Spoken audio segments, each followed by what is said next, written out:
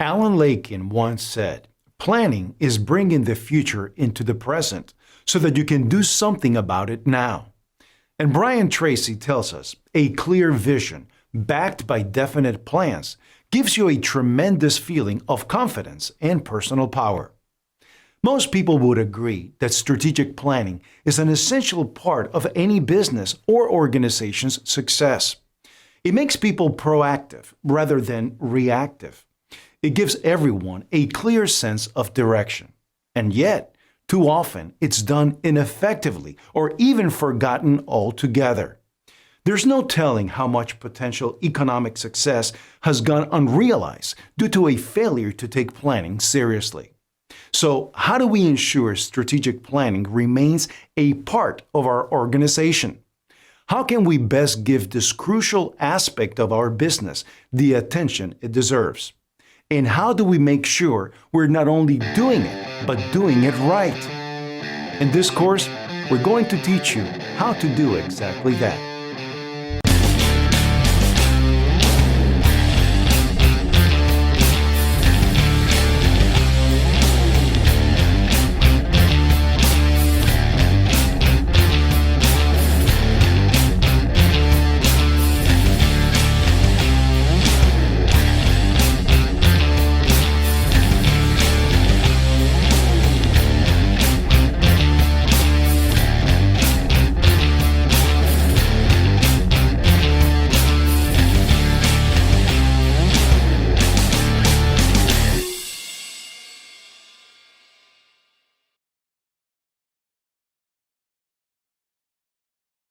"95% of a typical workforce doesn't understand its organization's strategy. 90% of organizations fail to implement their strategies. 86% of executive teams spend less than 1 hour per month discussing strategic planning. These statistics show that strategic planning is an increasingly important area that businesses should focus on. Our course is going to consist of a series of critical discussion points.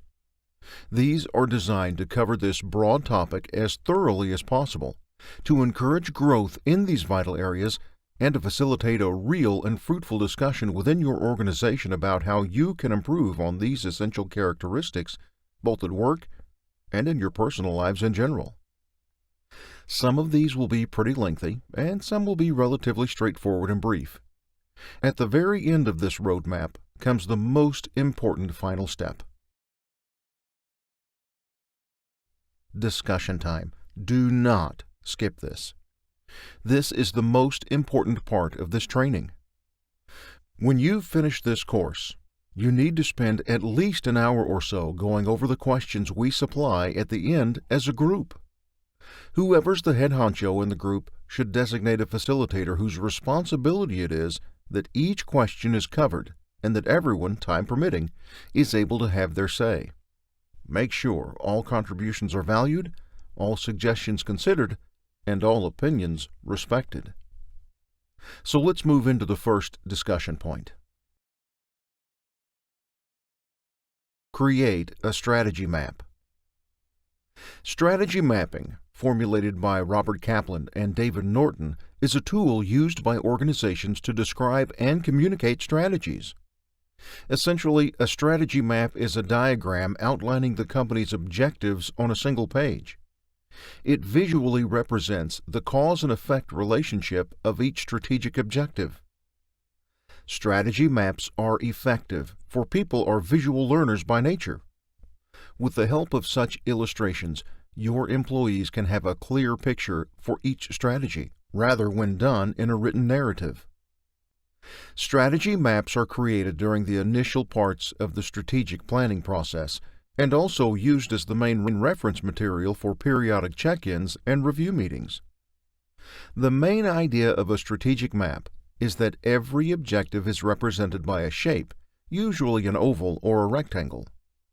These objectives are then grouped into categories. However, it's very unlikely for a company to have 20 or more objectives. Having too many objectives to track can mess up the overall message, and will only make the strategy difficult to communicate. Once objectives are established, you then have to sort them into categories, also known as perspectives. Another thing to point out here is that unlike other diagrams, strategy maps are read from the bottom up, but you build it from the top down. There are 4 main perspectives in a strategy map. Number 1, financial. From the word itself, you should group every financial objective into this category. Basically, any objective relating to the company's financial health and performance should be included in this perspective. Revenue and profit are the most obvious ones. Other objectives may include cost savings and efficiency, adding revenue sources, profit margins. Number 2, customer. This perspective focuses on consumers and the market. Your objectives should be aligned on how you can deliver better service to the public. These objectives can include improve customer experience, boost market shares, increase brand awareness. Number 3, internal processes. This perspective contains processes that help deliver customer and financial objectives. It should be composed of internal operational goals that the business needs to drive better performance. Internal processes can include objectives like improve internal efficiency, increase acquisition, increase consulting knowledge, improve product or service offerings. Number 4, learning and growth.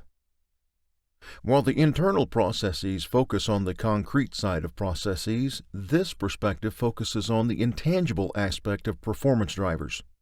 This can include increase expertise, optimize technology, optimize human capital, improve thought leadership.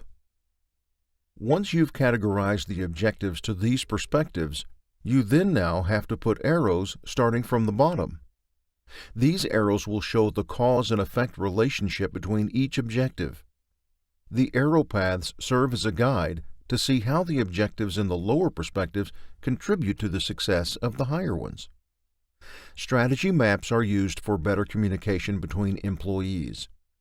When they clearly understand how the objectives relate to one another and how their jobs can contribute to the success of the company, it keeps everyone on the same page, but most importantly, it boosts their morale and productivity. Make an action plan. Strategic planning involves no ad-libbing. You need to create a solid action plan in order for a strategic plan to be successful.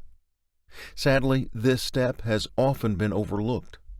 Some people are so focused on the outcome that they forget to plan all the steps needed to achieve that goal. In fact, some even set goals without even knowing how to achieve them. Here are the components of an action plan.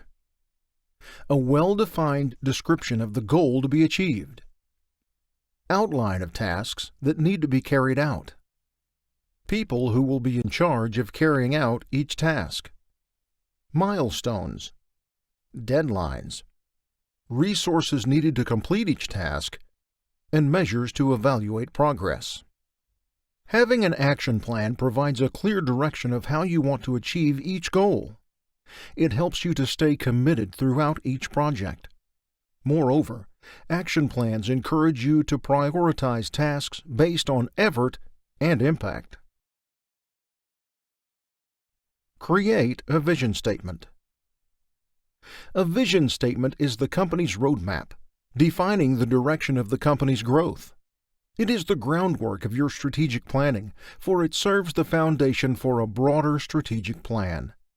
Compared to general articulations by the management, vision statements are formally written and referenced in the company's documents. Here are some key elements of a well-written vision statement. Future-oriented. Envisions the company's future, not the current. Motivational. Inspire employees to work harder. They see it as something desirable. Clear and concise. Defines a primary goal and is easy to remember. challenging, something that can't be easily met. Business aligned, should reflect the company's culture and core values. Of course, situations will change. This is why your vision statement should be reviewed periodically. This is to ensure that your objectives are still aligned with the direction you see for the company. A well-written vision statement will direct the company to its full potential. It will serve as a touchstone for your future actions. Set a mission statement. A mission statement defines the company's purpose and existence. It should identify who your primary customers are, the products, services you offer, and should also describe the geographical location on which you operate. Mission statements and vision statements are often mistaken for one another, for they are correlated. However, the key difference is that mission statements are focused on the present, while the vision is focused on the future. In essence, a mission statement is who we are, while the vision statement is where we are going. Mission statements are brief and to the point, usually composed of 1 to 2 sentences. These sentences should clearly define the overall purpose of your company. Here's how to write a mission statement. Step 1. What? The first thing you need to do is outline what your company does. This could be a service that you provide or a product that you produce for your customers. In other words, write down whatever makes your company run. Step 2. How? Next, you should describe how your company does what it does. In other words, describe what the company's standards are. Think of the core values that go into your business. For instance, maybe you value the quality, the customer satisfaction experience, or maybe you strive to be sustainable and innovative. Make sure that these key points are included in the mission statement. Step 3. Why? Lastly, you should include the reason why you want to do your mission. Briefly explaining your why helps your business stand out and sets you apart from other competitors. After you've made your draft, take the time to review and edit your work. Are your goals realistic and attainable? Also, make sure to remove all the fancy business jargon. This will only make the mission statement look exaggerated and incomprehensible. Once you feel that you're satisfied with what you've written, it still doesn't end there. You need to hear the opinions from the other side of the coin, or in other words, you need to gather employee input. Select 2 or 3 key members of your team. Let them review your work. Let them know that you value their comments and suggestions, and that you're willing to make adjustments if needed. Once you've all agreed and satisfied with your mission statement, communicate it to everyone in the company. Finally, this mission statement should be incorporated into the business website and be an integral part of your ad campaigns. Conduct a SWOT analysis. A SWOT analysis is a notable strategic technique that helps an organization assess its business. The primary objective of SWOT is to help companies develop a full awareness of their internal and external factors that can affect a business's decision. A SWOT analysis must be done before goal setting to ensure that the goals you set complement the needs of your company. Here's the breakdown of SWOT. Strengths. What are we good at? Weaknesses. What areas do we need to improve? Opportunities. What opportunities are in store for us? And threats. What can potentially harm the organization? A SWOT analysis is beneficial, for it's a source of information for strategic planning. It recognizes core strengths, reverses the weaknesses, maximizes opportunities, and avoids organizational threats. By reviewing past and current performances, it helps the company to chalk up its plans for the future.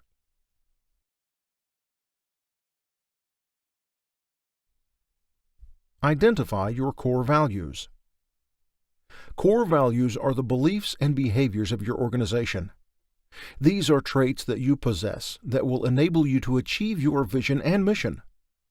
Core values also serve as a guide, helping your business to stay on the right track. Core values dictate the company's behavior and create a big impact on your business strategy. With well-defined core values, you can build great teams, deliver excellent customer service, and foster innovation. Core values can include the following: trust, integrity, boldness, commitment, accountability, passion, honesty, leadership, innovation, humor, humility, diversity, collaboration, quality, simplicity, ownership, result-oriented, constant improvement. Are you looking for inspiration? Look at how Coca-Cola describes their core values. Leadership, the courage to shape a better future. Collaboration, leverage collective genius. Integrity, be real. Accountability, if it is to be, it's up to me. Passion, committed in heart and mind. Diversity, as inclusive as our brands. And quality, what we do well. What are the benefits of establishing core values in your business? Number one, it distinguishes a company's identity.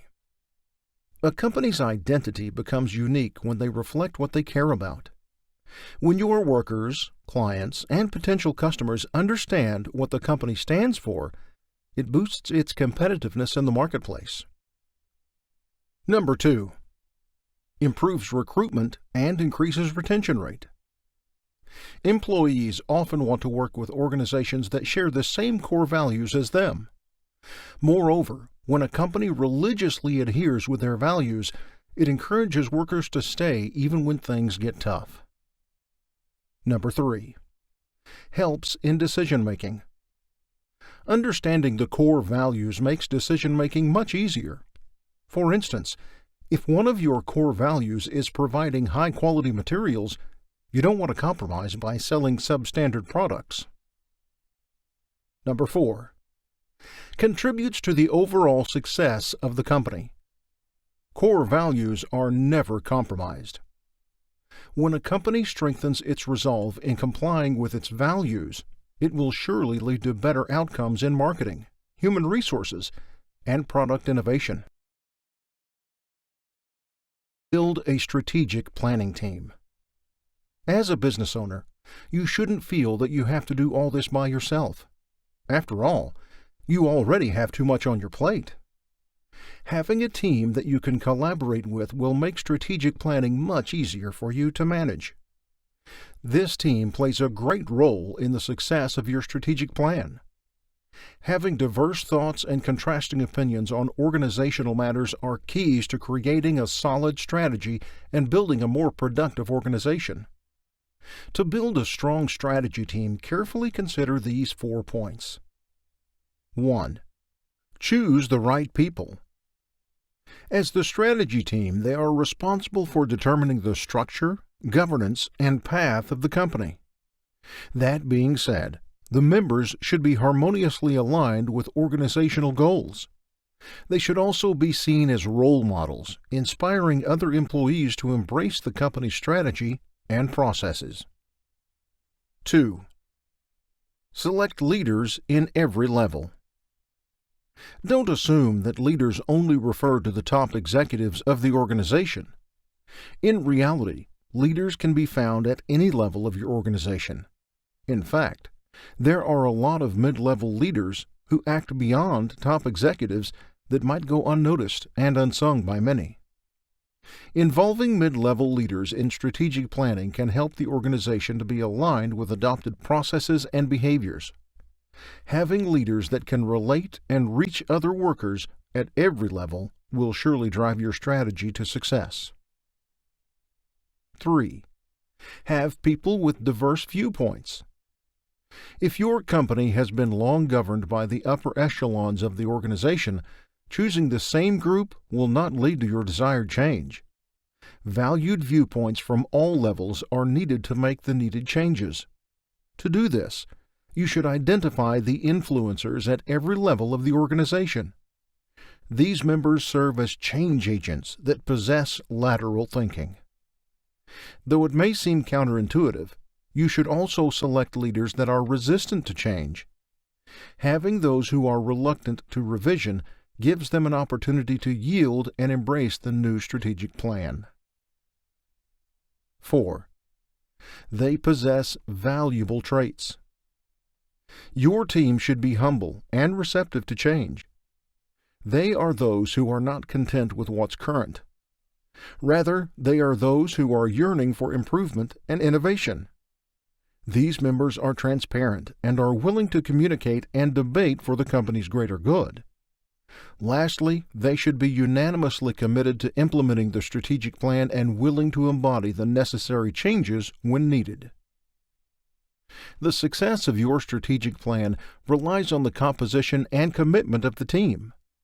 Assembling this group of people not only helps you make decisions and things much easier, but they provide a major influence on what lies ahead of your organization.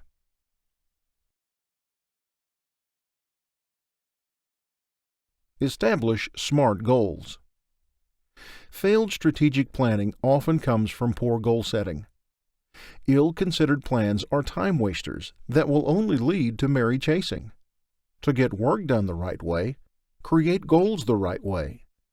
Work smart using SMART goals. You may have heard this a few times in the previous lessons. The reason being is that this is such an effective way of crafting a goal. So again, what does a SMART goal mean? Specific. Your goals should be well defined, vividly describing what you want to achieve. The key to being specific is knowing your why. Understanding your true motives ignite your will to stay on track. The more specific and amplified your goals are, the more likely you'll succeed. Measurable. Your goals should be perceptible, or in other words, you can easily track its progress. You make your goals measurable by breaking it down to precise metrics. Measurable goals let you assess your progress, and most importantly, it lets you know when you've achieved it. However, when creating measurable goals, it's important to leave room for growth. This means that you should consider your limitations and allocate a reasonable time to adjust. Achievable. We all know the saying, dream big, aim high. True, we should set goals that push us beyond our comfort zone. However, we should avoid having lofty goals. Being over-ambitious will only lead you to discouragement, eventually putting your goals down the drain. Achievable goals are initially overwhelming, but can really be completed. Relevant. Of course, we want our goals to be aligned with our priorities. This means that your greatest dream should always be linked to every goal you're trying to achieve. Every goal should serve as a stepping stone to your ideal vision of success. Time-bound. Every goal needs a deadline. Assign a due date to every goal you make. This pushes you to your limits, positively forcing you to work even harder to reach it. Using SMART goals. It helps the company to aim high. It gives you focus, clarity, and motivation that are often lost with poor goal setting. Moreover, it creates a path of coordinated direction so you can reach your goals quickly. Use the PEST analysis. A PEST analysis is a strategy tool used by organizations to identify, analyze, organize, and track macroeconomic factors that can impact a business. PEST stands for political, economic, social, and technological forces. Here are examples of what can be included in each factor. Political. Government policies. Bureaucracy. Corruption. Foreign trade policy. Consumer protection laws. Future legislation. Tax policy, wars and conflicts, etc. Economic trends, growth rates, industry growth, international exchange rates, international trade, labor costs, consumer disposable income, unemployment rates, inflation, interest rates, credit availability, monetary policies, raw material costs, etc. Social, money, customer service, imports, religion, traditions, health, work, leisure, population growth, demographics, immigration, family size, lifestyle trends, etc. And technology, technological infrastructure, technology legislation, consumer access to technology, competitor technology and development, emerging technologies, automation, research and innovation, intellectual property regulation, technology incentives, etc. To do a pest analysis, carefully consider the following. Brainstorm.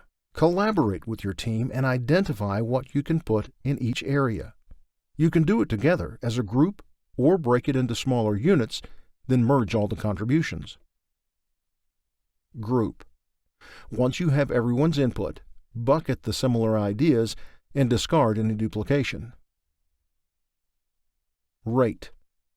Let your participants rate the gathered ideas by the level of impact it can have on the organization. Allow them to explain their reasoning and ask them to rate the ideas again to see if there are changes. Share. Once you've completed your pest analysis, share the results to relevant stakeholders and use the report to monitor the progress.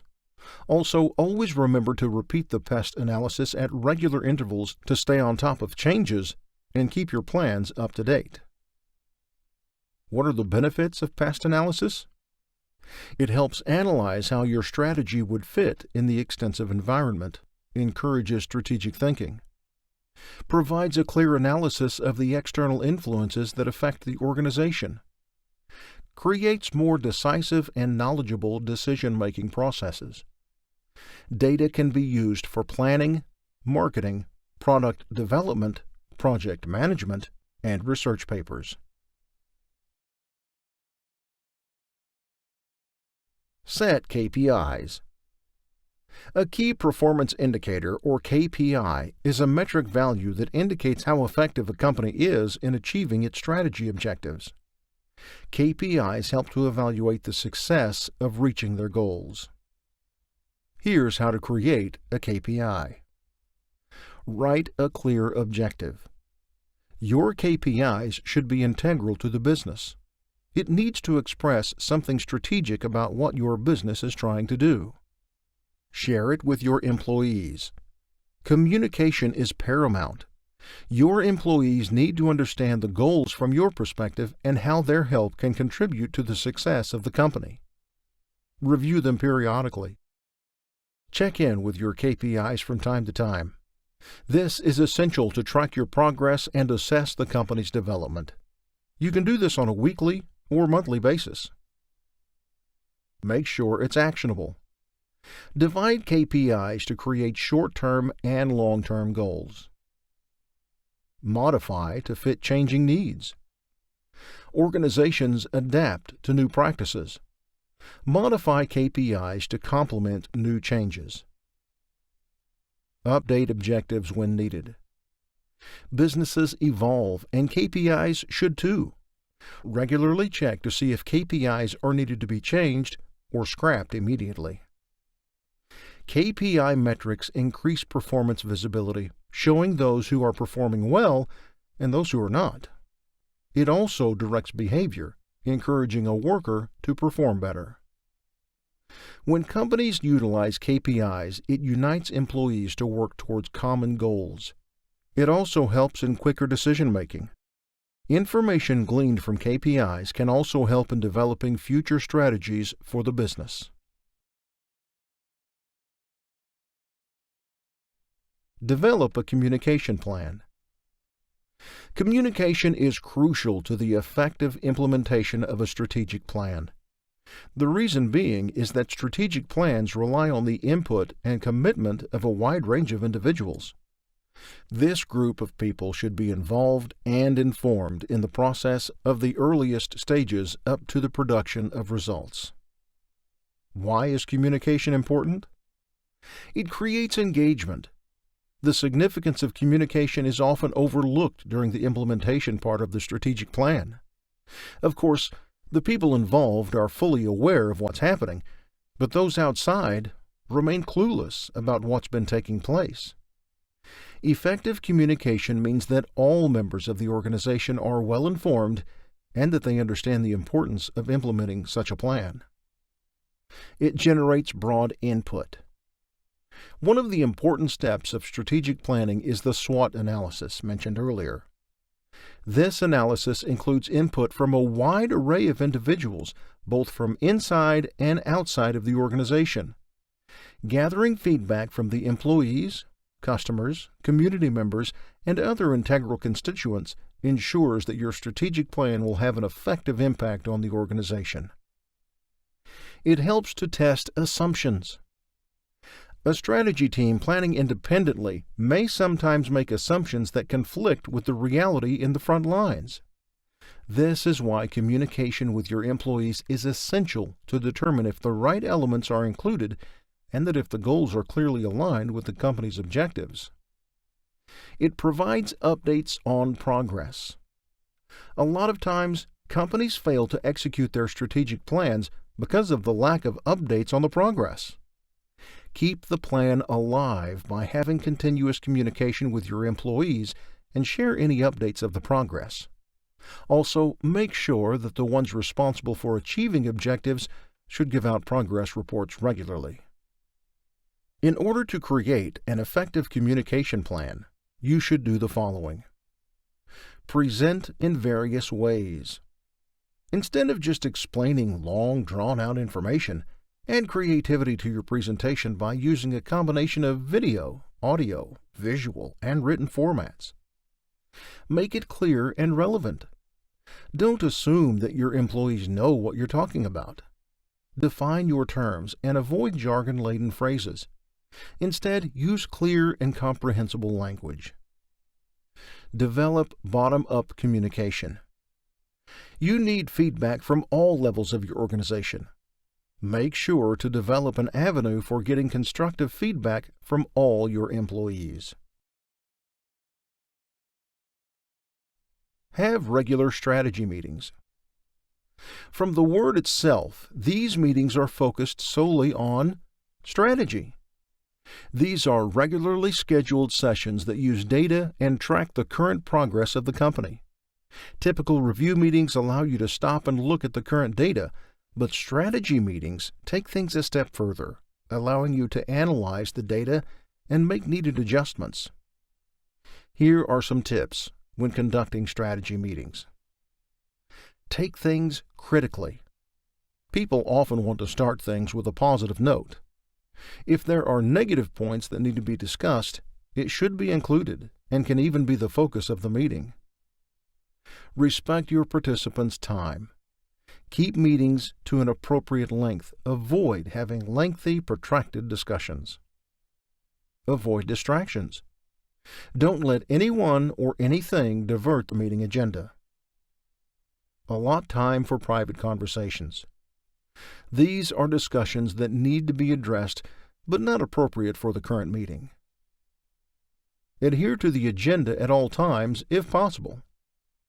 If you have to make adjustments, try to adjust for a future meeting, but not the current one. This trains your employees to change their behavior and use their time effectively. Encourage participation. Encourage people to speak up. Let them know that their comments are highly valued and needed in every meeting. Your goal is for strategy review meetings to become a norm for the business. Make this regular review process sustainable and that people are looking forward to it. Work on continually improving and simplifying processes to make it much easier to handle. Establish long-term goals. Long-term goals are targets intended for the future. This requires an extensive amount of time and careful planning. These usually range between 3 to 5 years and can even get up to 10 years to achieve. As entrepreneurs, your long-term goals should reflect not only for the growth of the business, but your personal interests as well.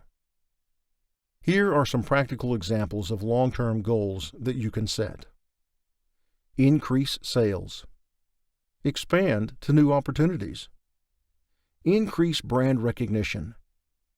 Create a lasting legacy or reputation. Host promotional events.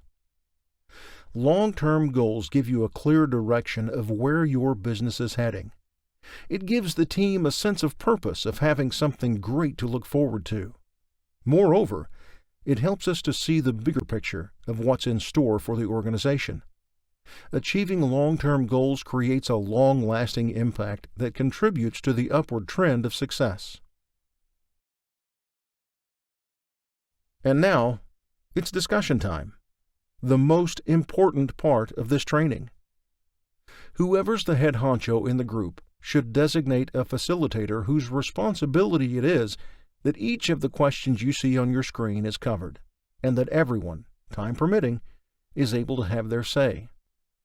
Make sure all contributions are valued, all suggestions considered, and all opinions respected.